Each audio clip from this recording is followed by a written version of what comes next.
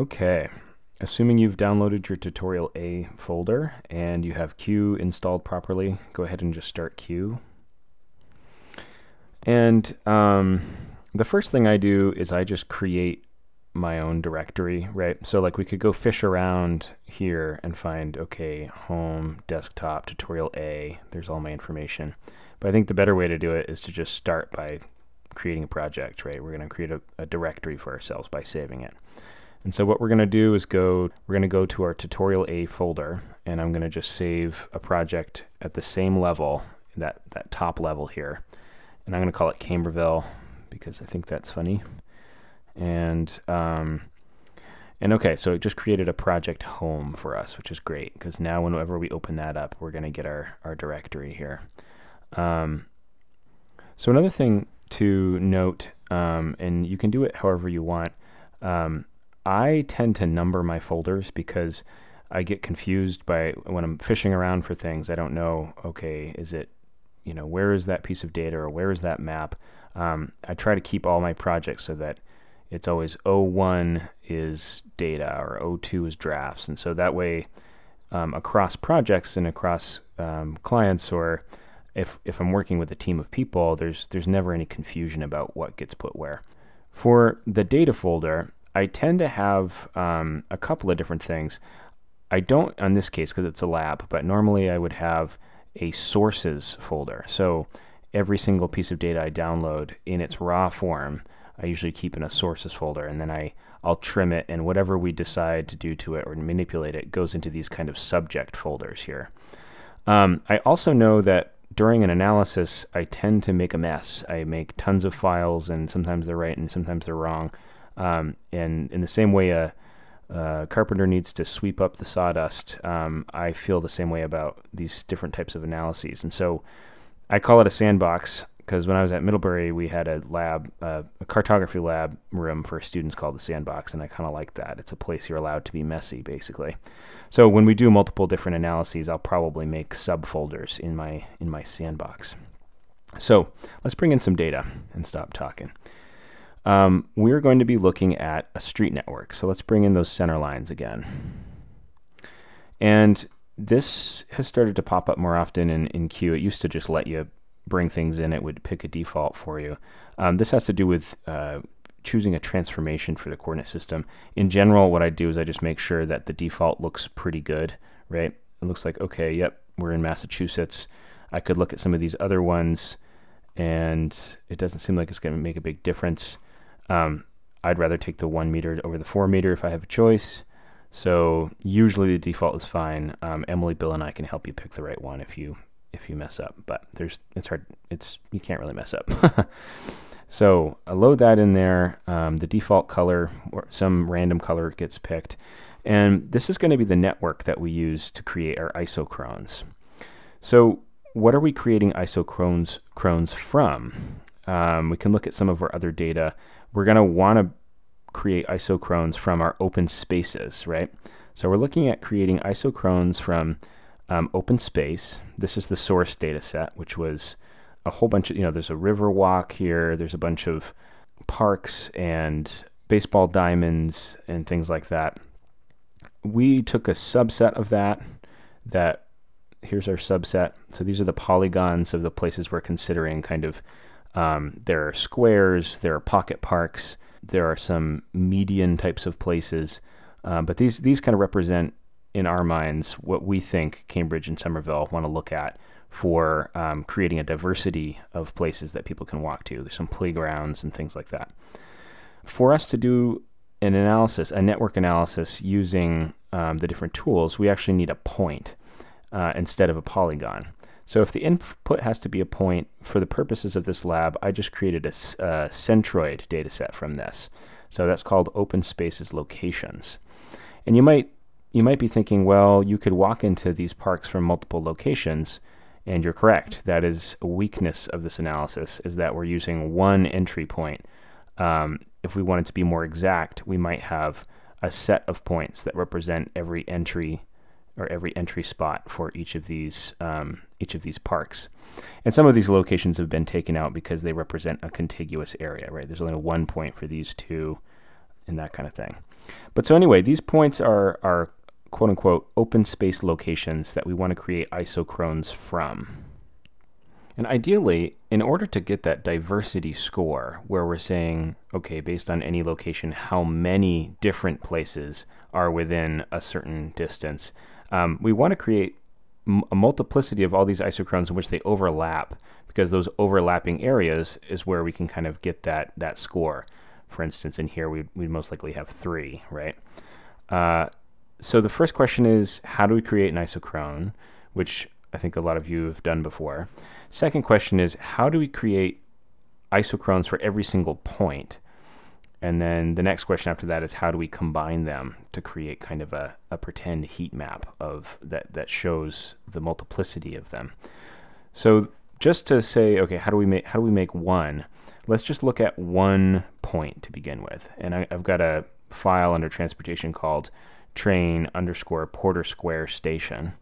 So that's this Porter Square spot. And there's a great tool or set of tools called QNeat. We're going to be looking at 3 sets of tools, but the QNeat one we can do first. And if you don't have it installed already, go up to Plugins, Manage and Install Plugins, and you can search under All for QNeat. It's QNeat 3, and this is a Q Network Analysis Toolbox. So I'm going to install that one. The other 2 that I would recommend installing for this is one called Valhalla, and that one's pretty epic. I like that one. So install that one. That's another, routing isochrone matrix calculations. And then there's another one called ORS Tools, and this is actually leverages those tools that we were using in the browser. So you can use that if you want as well. And they all do similar things. Okay. Before we get into the weeds, we are going to look at least 2, if not 3 of these tools. We won't go into gross detail for everyone. But before we get into the weeds, I want you to kind of think about 4 specific kind of concepts while we're doing this. And, you can either write that down on a piece of paper or something like that. But the first is topology. And topology is, how do geometric objects kind of overlap, connect, cross, or kind of touch each other? So that's topology, not topography. And then computational efficiency. So every time we run a tool, how long does it take? Is it a good product? Are we going to have to run it over and over again to clean it up? Or is it pretty solid? Does it work the first time? Does what we expect to get end up being what we get in the end? Or does it require us to kind of deal with the parameters and refigure it? The third thing is parameters. What are we putting into the algorithm, and what are we telling it to do, and what are we getting out from it? And is the parameterization of the tool kind of fluid, unique, and useful, or is it bungling and difficult, and do we find at the end that it's less worth our time? And then the fourth thing is replicability. So if we were to hand our analysis over to somebody we'd never met, could we give them a list of instructions and have them get the same answer? For doing good analysis, I find that those, well, at least those last 3 things are kind of important. And in this analysis in particular, that first thing, topology, is really important. So let's jump in with QNeat. Let's just go for it. If you installed the plugin, you should be able to find it in your processing toolbox, which is up here. Processing toolbox is nice because then you don't have to fish around for tools in your kind of toolbar over here. So open your processing toolbox. You can type in QNeat or look for it down here. And they're calling isochrones as iso areas, which kind of makes sense too, right? They're same areas, whether it's time or distance. But anyway, so let's do iso area as polygons from a layer. And the vector layer that represents our network is the road center lines. And for the Q tools, meaning not these other plugins, but for QNeat and for the Q service area tool, we need to put in a network, right? The other ones use online engines to do the isochrones, but for this one we got to tell it what the network is. So the first thing to think about is, okay, we're putting in this network. How do we trust that this algorithm will use this network properly? I think that the city of Boston and Cambridge and Somerville have done a good job digitizing their roads, but occasionally you'll find some kind of connection. This one looks like it's good, but it'll just barely not touch, or it will cross. What we need is for all of the nodes and the vertices to be exactly the same spot. And if they're disconnected, then it might think that you can't walk from this road and get onto this road. So we're assuming what we've been given as a polyline file or a line file can be just automatically used as a network data set. And that's not always true. So in this case, I've vetted the data set. It's going to be fine. We're all going to be happy. But if you get funky looking shapes and it seems like, well, it's not going through, then the chances are that the topology of your line file is not sound. And there are different ways you can kind of clean up your topology so that it will behave better as a network data set. But for this tool, we'll trust it. Road center lines, it has good topology, it can be used as a network data set. Our starting point is our train Porter Square station. And the other thing you should know about that is this happens to be right on a line as far in as we go. Nope, there we go. So it's not exactly on a line, and every starting point is usually going to be off of a line. And so what the tools do is they search for the nearest node or the nearest edge, and then they jump onto the network, and then it figures it out, right? So some of these, the algorithm is going to decide based on some Euclidean distance measurement where and how many places it can jump onto the network, right? And so if you're doing more in-depth network analysis in the future, you need to be conscious of how does the program or the algorithm choose how its starting points jump onto the network. And a lot of that we can find in the advanced parameters, but we're not going to do that for this whirlwind video. But we've got our network and our start point and unique point ID field. Normally we would need, we would need a unique field that's called point ID, and it would be numerical, and that would help us if we wanted, different polygons. But we only have one input for this tool. It's just this one station as a demo, so I'm not even going to worry about that. I know it will work. Then it's asking us, what is the size of the ISO area that we want to make? Like how far out do we want to go? And I want to go out about a mile from our center point there. And I can't just type in 1 because we don't know what the units are here. But the units are almost always, and they are in the case of this tool, the projected coordinate system, right? So if you're not familiar with projections, the easiest way to figure out what your base unit is to go to your coordinate system button down here, and we're going to check out, we're in Mass Mainland. The EPSG code is 26986, and that's a good number to remember, so if another piece of data comes in, you can check. And length unit is meter, but I like to go down to this Proj4 code because it's usually very regularized, and I see units equal m. And most projected coordinate systems will always be in meters or feet, usually. So the base unit's in meters, and that means that these units need to be in meters. So what is a mile in meters is what I need to do. And it's about 1608, 1609. I'm going to go 1608 here, and then what are my contour intervals? How many rings do I want? I want a ring every quarter mile. So I'm going to say every 402 meters I want to have a ring, because a quarter mile in a flat space is about a 5-minute walk for the average person. This cell interpolation size, this is just, it's using a raster to help it decide where that kind of convex hull is going to be. Kind of. It's using a different method. It's not using a convex hull, but this interpolation raster is how it decides the rings. And if we were zoomed way out, then this might be too detailed. But for the neighborhood scale, a 10-meter pixel is usually okay.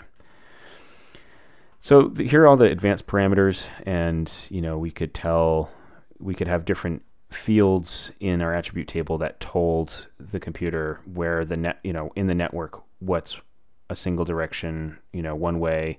Are there blockades? Are there ways you can and can't move? We're not going to worry about any of that because it's a simpler lab. And in any other tool, if this was part of my analysis, I would want to tell the file exactly where I want it to go. But this is just a demo of the tool, so I'm okay with it just making a temporary file. And when it creates that temporary file, we'll look at it, and then I'm going to delete it, so it's okay. So I think I've done all the parameters that I'm concerned with. I'm going to hit run, and you can see it's just 1 point, but my very fast computer, it took it a few seconds. If we had 100 of those going, then that would be quite a lot of computational chutzpah. And depending on your machine, maybe that crashed it, and if that crashed it, then that's a pretty good sign that this tool might be too heavy for the type of analysis that we want to do. So what did this create? This created a series of rings, and these rings are actually overlapping on top of each other, right? So most topology in terms of polygons that we're used to, like boundary files or things like that, are where there's only one polygon per unit of space. But if we were to edit this thing and we were going to delete one of these, what you're going to see is that it's not a donut, right? This is sitting like a flapjack on top of this next one and on top of the one below that. So if I delete these, there's always a contiguous polygon below it. They're not rings, which is a different type of thing you could get. My experience with QNeat so far is that when I try to push through more than one point, these blobs, these isochrones, will meld with other ones. So if we had another station over here, or right next to it, then instead of creating two separate polygons for each isochrone that overlap each other, they ooze together, kind of like eggs on a frying pan, right? What I think we want for this analysis is just one of these rings. We could say a 5-minute walk for each of these sources. And so we want a 5-minute walk for each of these sources, but we also want them to overlap like flapjacks, not ooze together. Because if they ooze together, we're only going to have one object topologically. Whoops. We're only going to have one object topologically, whereas we want multiple objects. And wherever they overlap, that's an intentional thing. We want them to overlap so we can come up with a summary. So really quick, just before we move on, this is an example of, I did push my computer to do the whole thing, and it didn't take too long, but it may crash other people's computers. This is an example of that 5-minute walk with the open spaces input, and you can kind of see some of the problems, right? Clearly, the points aren't. We'd have to go mess around with the parameters and find out why, for instance, there's a hole right here. Maybe this is not jumping onto this network, or there's some topological network issue here that's making that not show up. In general, it did it correctly, right? If we were to look at, well, not that one. If we were to look at one of these points and try to trace and see, is it about a 1/4 mile to the edge? Yeah, so I don't know if you can see that up here, 0.25. So to me, I would, there are parts of this I trust and they look good, but there's other parts where you wonder why maybe that point just didn't touch the network. It's too far from the network. So we'd have to go in and change the parameters so that it can find the network. But either way, it's not creating it's not creating polygons that overlap each other. So we're going to try a different tool for that.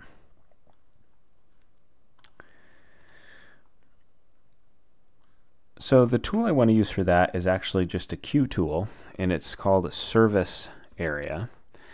And the service area you can generate from a single point or from a layer, but we're going to do it from our layer, so we can do all of these points and hopefully come up with something meaningful.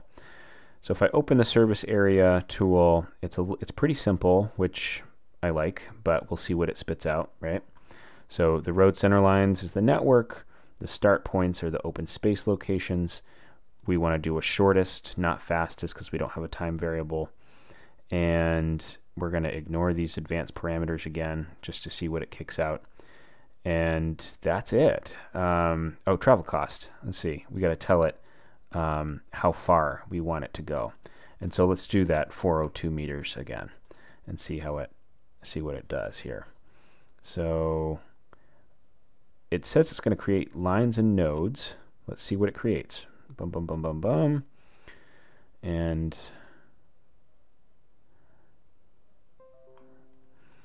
so that's interesting, right? It just created a whole mess of lines. You might think, well, that's not a service area. But if you think about it logically, it is kind of, in some ways, the most honest way to say what's accessible, right? If we're expecting this point to jump to a network, and then we want to know how far on the network you can go, given a certain distance, then a network answer is kind of the most raw way to think about it, right? So I can make these a little thicker so we can see what we're looking at.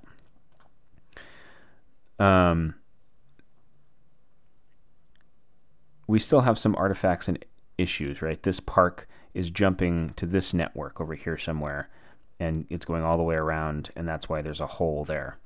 But on the whole, I think this is okay, and what I will show you that we like is if I use a selection tool, you're going to find that there's a different blob for each one of these, and they all overlap, right? So there's a blob there, and there's a blob, you can't see it, it goes underneath that one, and that one goes underneath that one. So this is creating topologically redundant blobs, basically. And these networks are really just a set of nodes and edges, and we don't see any points, but the points are inherent in the vertices, right? So if I was to go like this, you can see all of the vertices in that kind of vertex cloud or that point cloud around each object. And so each object is kind of acting as a service area, but we just haven't drawn the boundary yet. So the easiest way, I think, we're not going to do the minimum bounding circle because we want to be a little bit more exact than that. But we're going to do a minimum bounding geometry called a convex hull because it'll run quickly. You can try a concave hull, but it's almost certainly going to crash your computer. So anyway, let's run a convex hull on this service areas file. Convex hull, service area lines, and let's save this one. I'm going to save this as my desktop, data, sandbox, new folder, and I'm going to call this 5-minute walk. And I'm going to call this Isochrone 5-minute walk. Okay, so now when I run this, it creates a bunch of blobs. And there are some problems with these blobs, to be sure, right? They are better than a circle potentially, but we can tell already that there's some omissions that we can't see probably. But if we were to actually, what I like about this though is it's really fast, and if we use the identity tool, we can see in the attribute table that it has carried through the name of the common or the park that we're looking at. So that playground, that one belongs to that, that one belongs to that. And with a little bit more parameterization, I think we could get these blobs to be pretty, I gotta start calling them isochrones, not blobs. We could get them to be a little bit cleaner, and we know we can generate them quickly, and the parameters are very simple, right? We can kind of adjust the parameters and hand it off to somebody else down the line.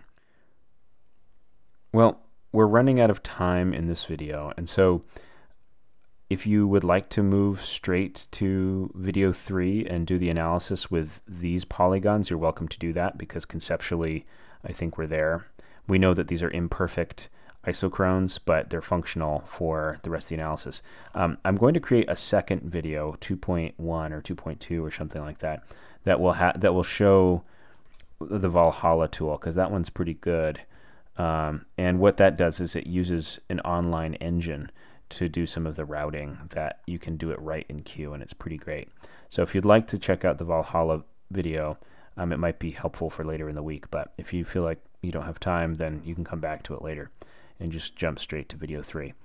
I think you can see, though, even with some basic parameterization and some basic editing and kind of forethought, you could turn this analysis into something much more reliable. Right now, we've done it quickly, but the concept is there. So, thanks for sticking with me. Another long video, but I'll try to keep them under 20 minutes as we go forward.